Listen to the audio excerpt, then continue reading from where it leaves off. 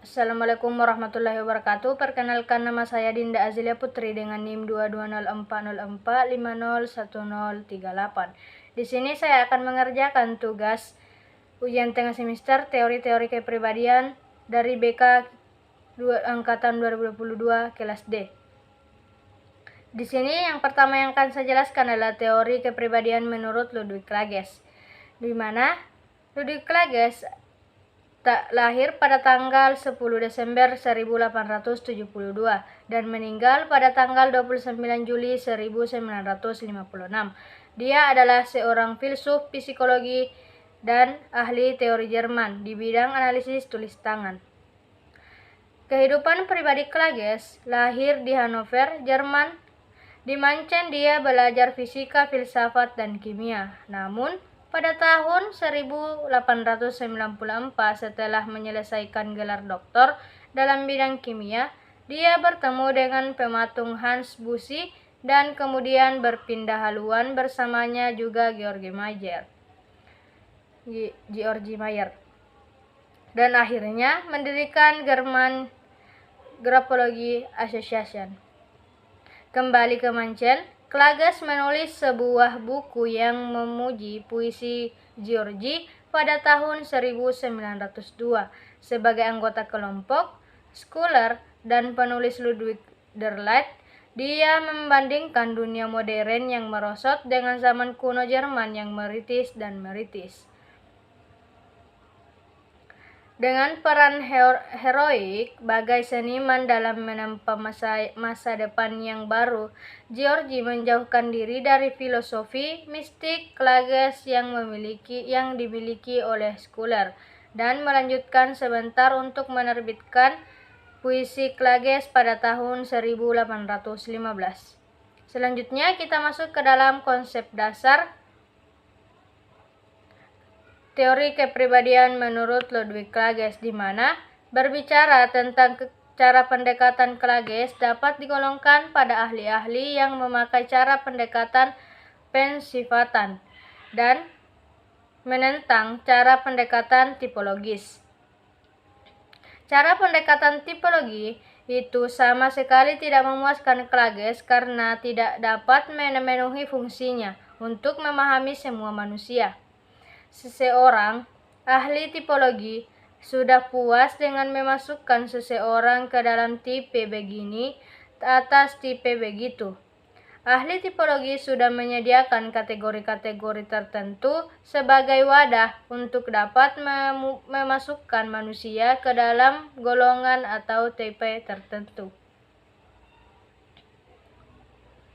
Dalam tiap-tiap wadah itu telah disediakan daftar sifat-sifat tertentu sehingga individu-individu yang dikirakan memiliki sifat-sifat yang tersedia pada masing-masing wadah itu tinggal memasukkan saja ke wadah yang ini atau wadah yang itu.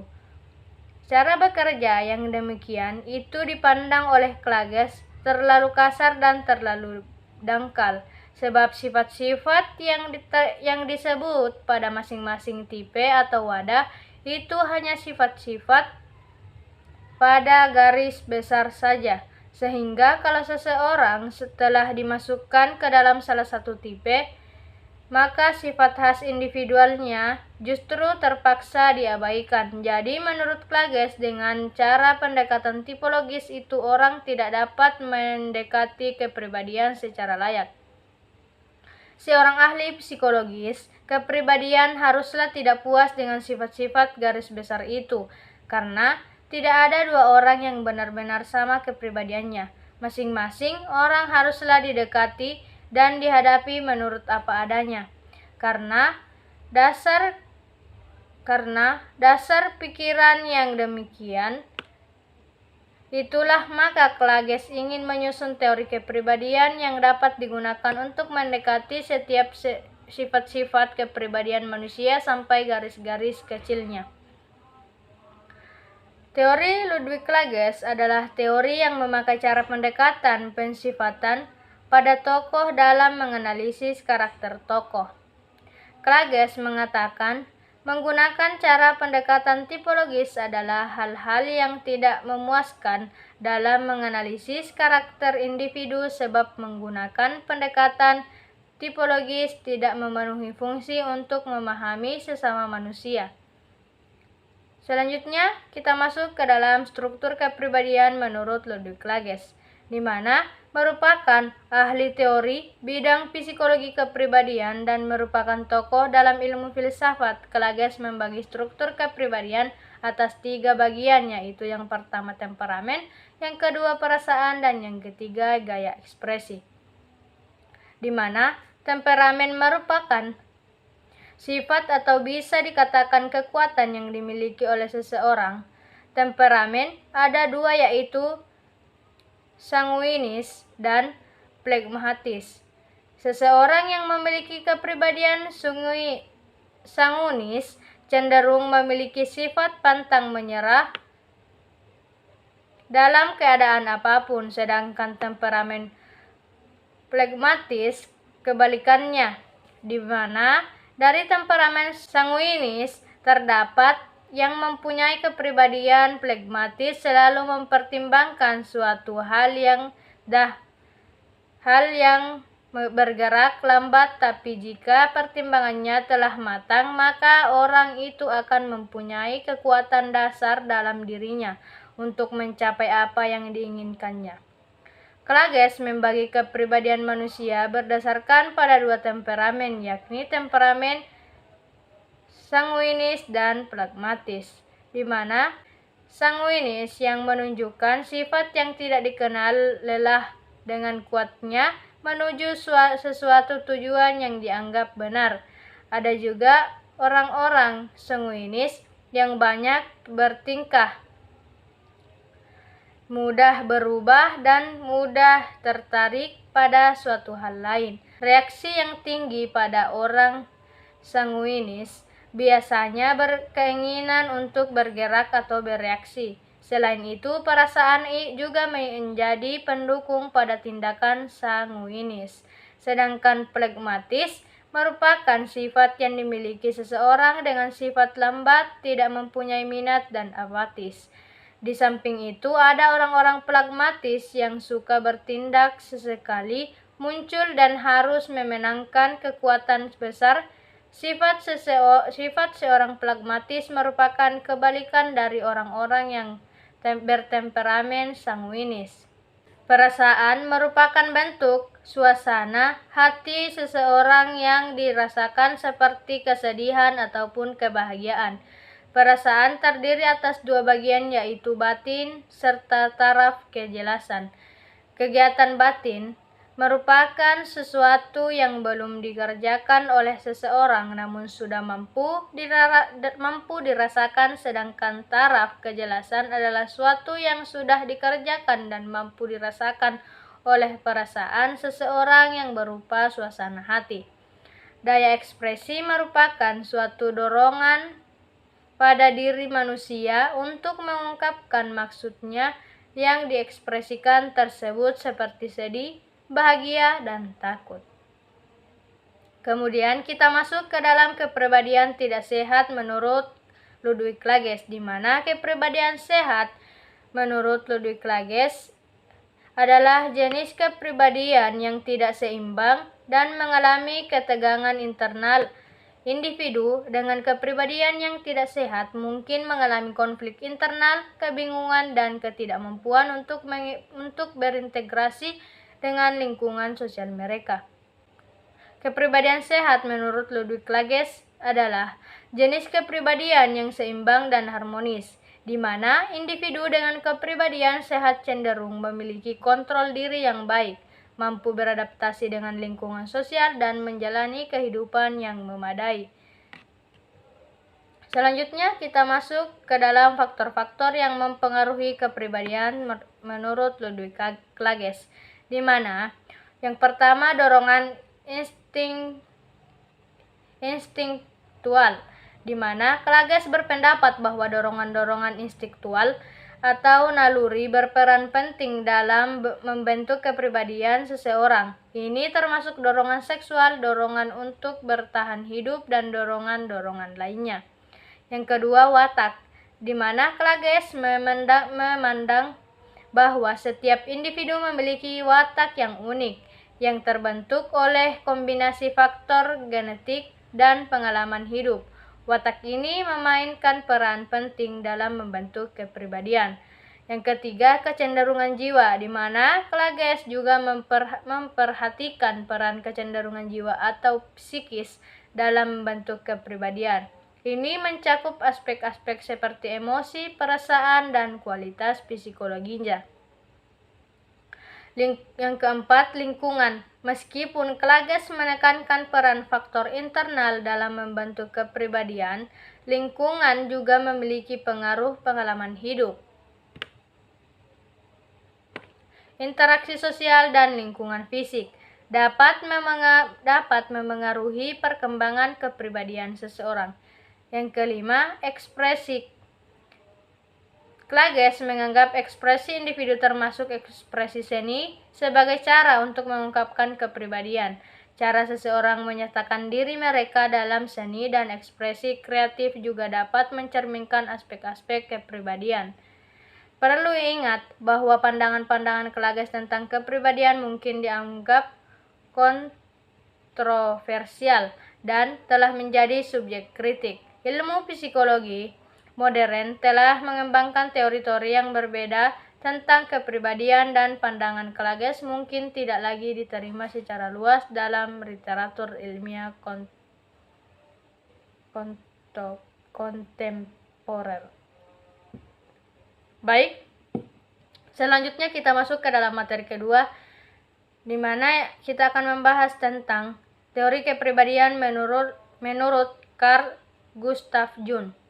Yang pertama, kita akan menjelaskan tentang biografi Carl Gustav Jung, di mana dia lahir pada tanggal 26 Juli 1875 di Kassel dan meninggal pada tanggal 6 Juni 1961 di Kassel, Swiss.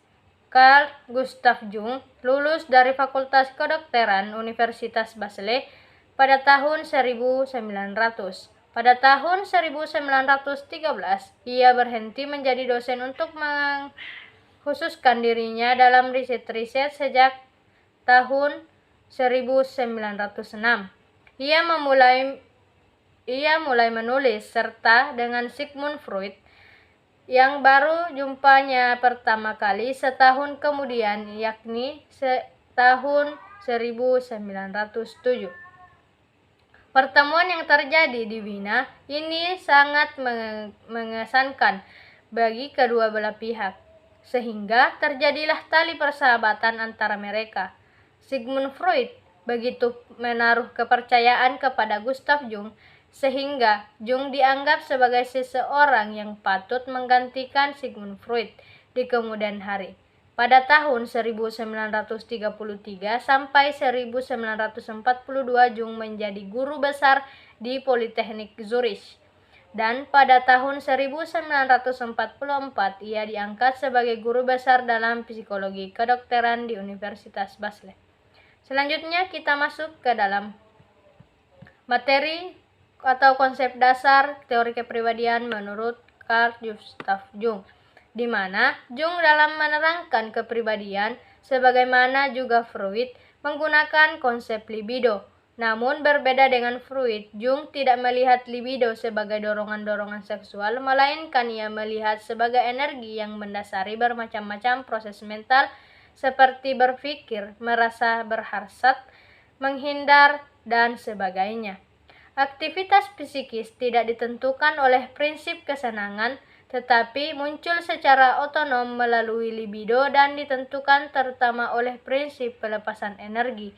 Sebagai penulis juga sangat produktif, tulisannya banyak sekali di bidang orientasinya sangat luas, sedangkan pendapatannya selalu berkembang. Justru karena hal yang demikian, inilah maka teori Jung sebagai kesatuan tidak mudah dipahami.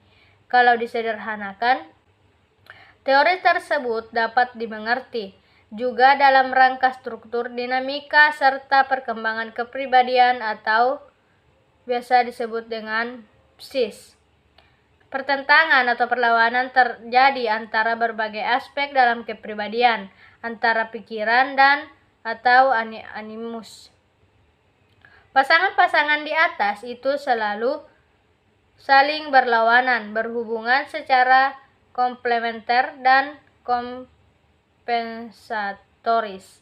Dan hal ini menyebabkan psique atau kepribadian itu selalu bersifat dinamis. Selanjutnya kita masuk ke dalam struktur kepribadian menurut Jung. Jung tidak berbicara tentang kepribadian melainkan tentang psis. Adapun yang dimaksud dengan psis adalah totalitas segala peristiwa psikis baik yang disadari maupun yang tidak disadari. Jadi jiwa manusia terdiri atas dari dua alam, yaitu alam sadar dan alam tak sadar, atau kesadaran dan ketidaksadaran. Yang pertama, struktur kesadaran. Kesadaran mempunyai dua komponen pokok, yaitu fungsi jiwa dan sikap jiwa yang masing-masing mempunyai peranan penting dalam orientasi manusia dalam dunianya.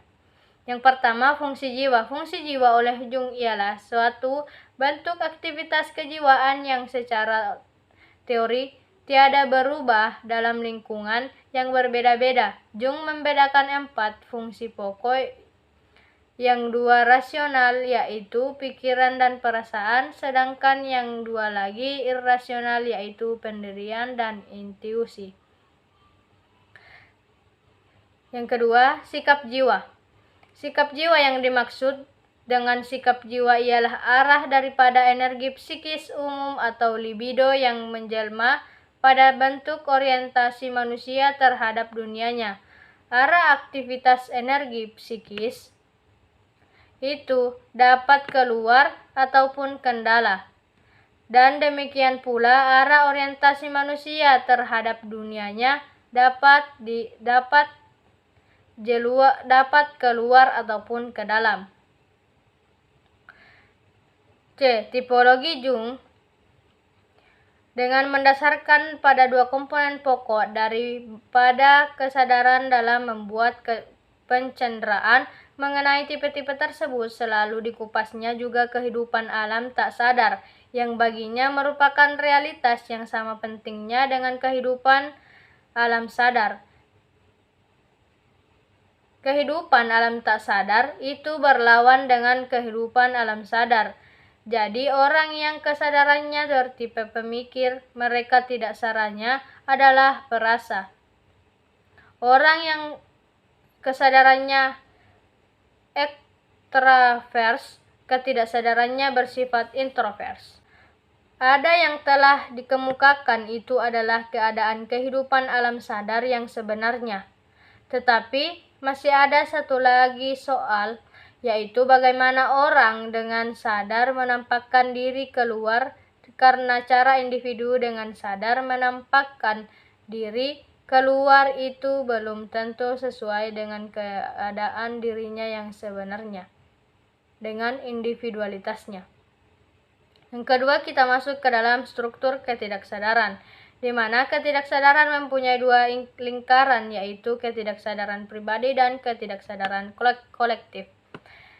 Ketidaksadaran pribadi berisikan hal-hal yang diperoleh individu selama hidupnya, hal-hal yang terdesak atau tertekan, dan hal-hal terlupakan atau bahan-bahan ingatan, serta hal-hal yang teramati, terpikir dan terasa di bawah ambang kesadaran. Kecuali itu juga termasuk dalam lingkungan ini apa yang terkenal dengan istilah prasadar dan bawah sadar.